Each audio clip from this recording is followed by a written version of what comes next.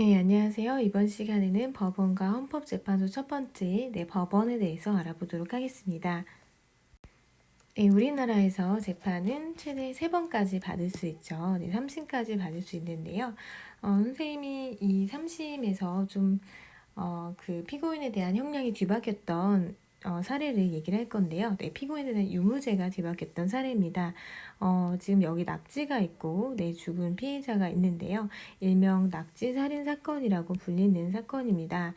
이 사건은 이 모텔 방에서 이 남자친구랑 같이 있던 이 여성이 죽었습니다. 그런데 이 남성의 주장은 이 여성이 낙지를 먹다가 질식해서 죽었다라고 주장을 했고요.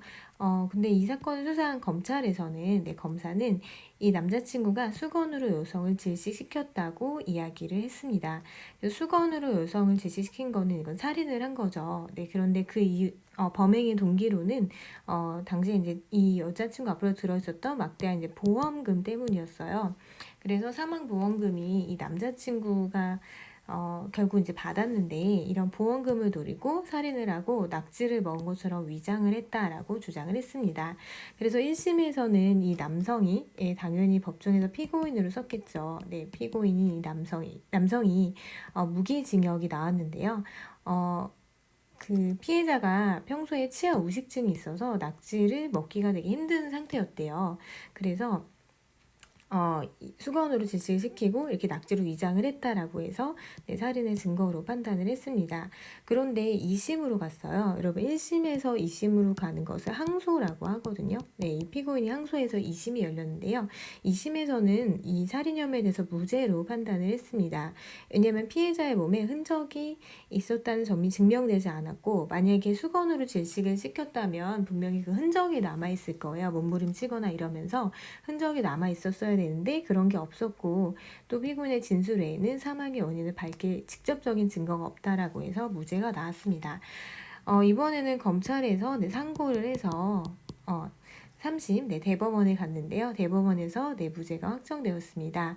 직접적인 증거가 없는 상황에서 간접 증거만으로 피해자를 질식시켜 숨지게 했다고 볼 수 없다. 즉 직접 증거가 없다는 거죠. 그래서 우리나라에서는 공정한 재판을 위해서 직접 증거가 있어야지만 유죄로 이제 확정을 하는데 이거를 증거재판주의라고 해요. 증거재판주의. 그래서 이런 공정한 재판을 위한 제도적 장치를 두고 있습니다. 선생님이 최근에 어떤 소설을 읽었는데요. 합리적 의심이라는 제목의 소설이에요. 이 도진기라는 작가분은 판사 출신의 추리소설 작가인데요.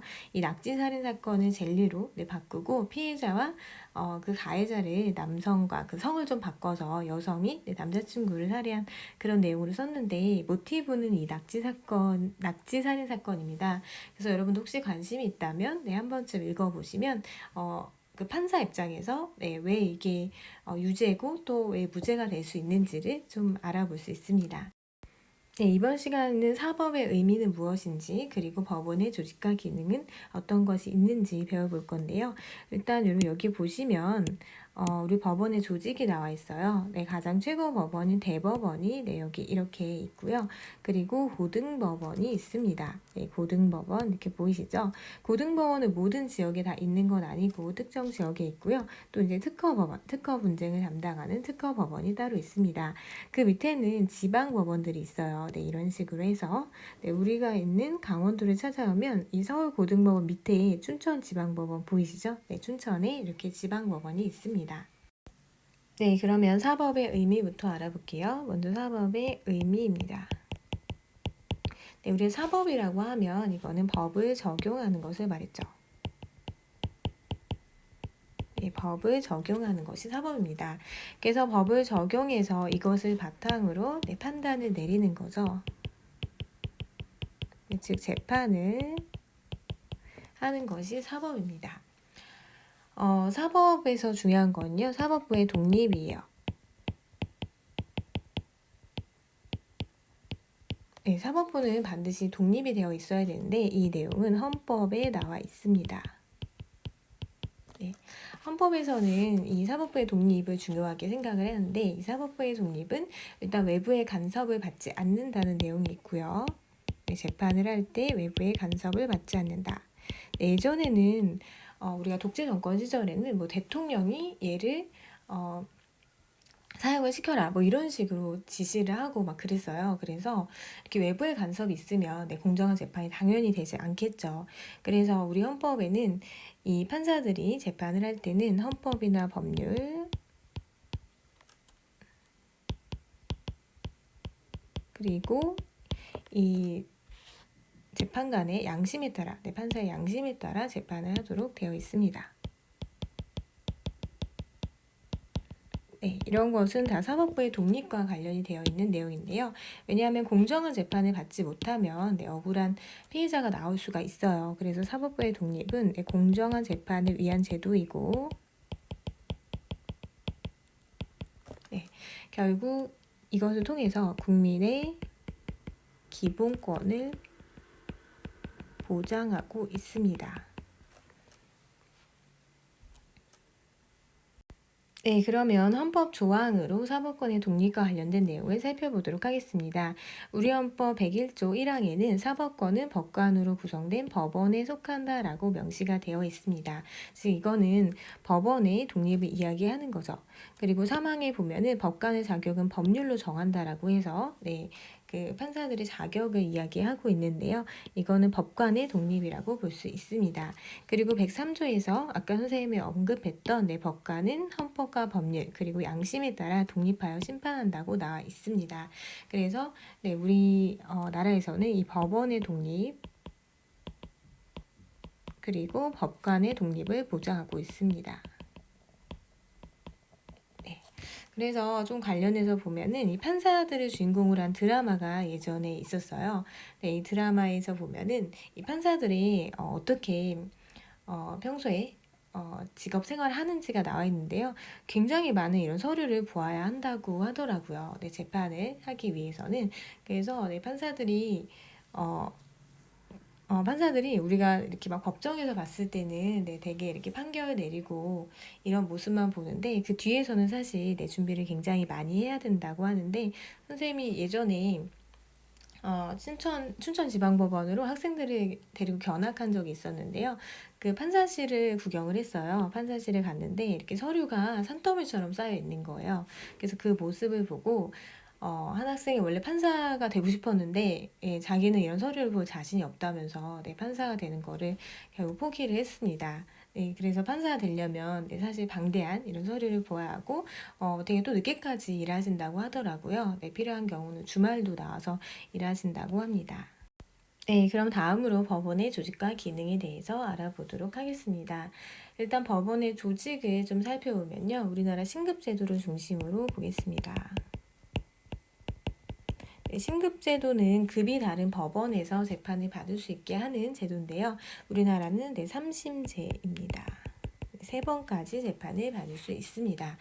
나눠서 보면은 1심, 2심, 3심이 있겠죠. 1심, 2심, 3심이 있습니다. 먼저 1심은 어디서 하냐면 지방법원 단독부에서 할 수도 있고요.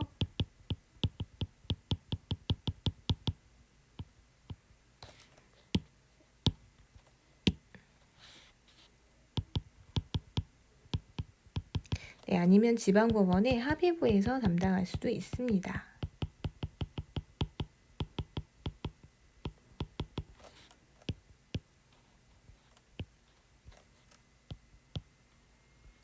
지방법원 단독부라고 하면 판사 1명이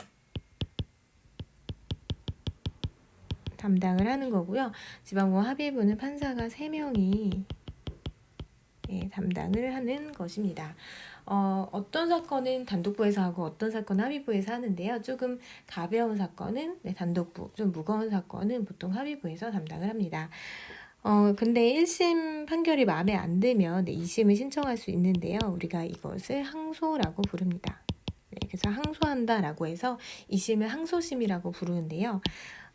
그러면 1심은 지방법원 단독부에서 했으면 2심은 지방법원 합의부에서 진행을 합니다.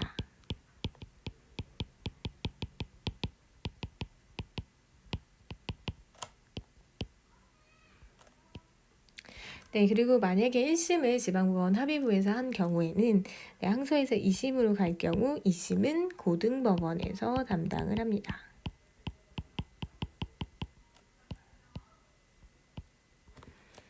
네.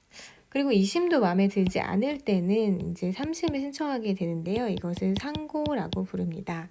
그럼 3심은 이제 최종심이에요. 네, 최종심으로서 가장 이제 마지막인데요. 이 3심은 2심을 어디서 했던지 상관없이 네, 대법원에서 진행을 합니다. 네, 대법원은 우리나라 최고의 네, 법원이라고 할 수 있어요. 그래서 대법원에서 일하는 네, 사람들을 대법관이라고 부르는데요. 일단 대법원장이 한 분이 계시고요. 그리고 대법관이 13명이 있습니다. 네. 그런데 이 사람들은 우리나라 사법부에서 네, 최고의 또 높은 기관에서 일을 하기 때문에 대통령이 임명을 하는데요. 반드시 국회 동의 절차가 필요합니다. 네, 국회 동의를 거쳐서 대통령이 임명을 합니다. 네, 이거는 우리 국회 권한에서 배웠던 임명동의권인데요. 이 대법원장이나 대법관을 임명할 때는 네, 국회가 본회의를 열어서 표결 처리를 해야 돼요. 네, 그리고 그 본회의에서 임명동의안이 통과가 돼야지만 네, 대통령이 임명할 수 있다는 거 다시 한번 기억하시면 되겠습니다.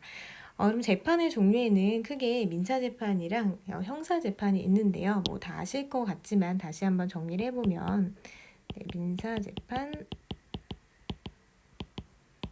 형사재판. 네, 민사재판은 개인과 개인 간의 분쟁이죠. 그에 반해서 형사재판은 이 범죄의 유무를 다루고요. 그리고 만약에 범죄가 있을 경우에는 형벌을 부과하는 재판이 됩니다. 네, 참고로 알아두시고요. 그리고 법원의 종류에 대해서 살펴보면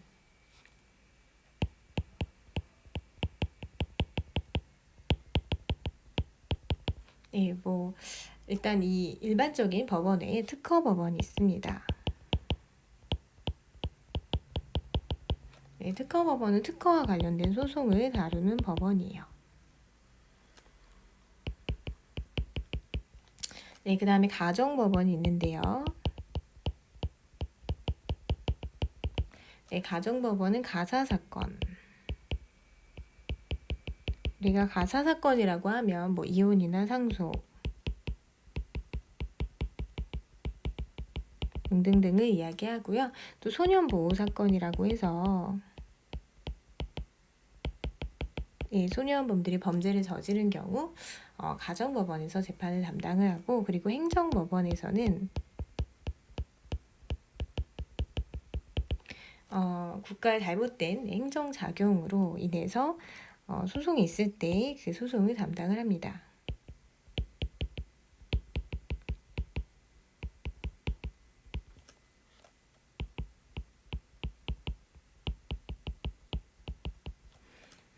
우리가 행정법원은 사실 좀 봤는데요. 네, 행정재판이라고 해서 네, 보았습니다. 네, 여러분 잘 기억이 나실지 모르겠지만 행정재판은 인권침해 구제 방법에서 공부를 했고요. 인권침해 구제 방법을 공부하면서 법원의 재판에서 민사, 형사, 행정재판을 보았고, 그리고 또 노동권 침해와 관련해서 부당해고나 부당 노동행위의 구제,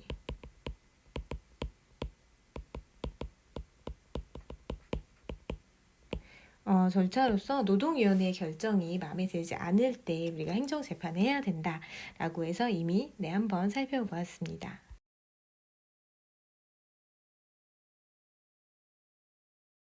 네, 오늘 배운 내용을 추선 퀴즈로 정리해 보도록 하겠습니다.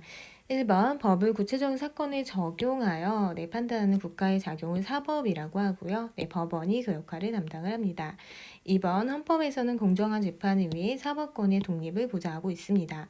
법원은 외부의 영향을 받지 않으며 법관은 헌법, 법률, 그리고 양심에 따라 독립하여 재판을 합니다. 3번 사법부 최고기관으로 최종적인 재판을 담당하는 기관은 대법원입니다. 4번 1심 재판은 지방법원에서, 2심 재판은 고등법원 또는 지방법원, 합의부에서 담당을 하고요. 5번 이혼, 양자, 입양과 관련된 거라든지 아니면 상속과 소년보호 사건은 가정법원이 담당을 하고 행정 관련 사건은 행정법원이 담당을 합니다.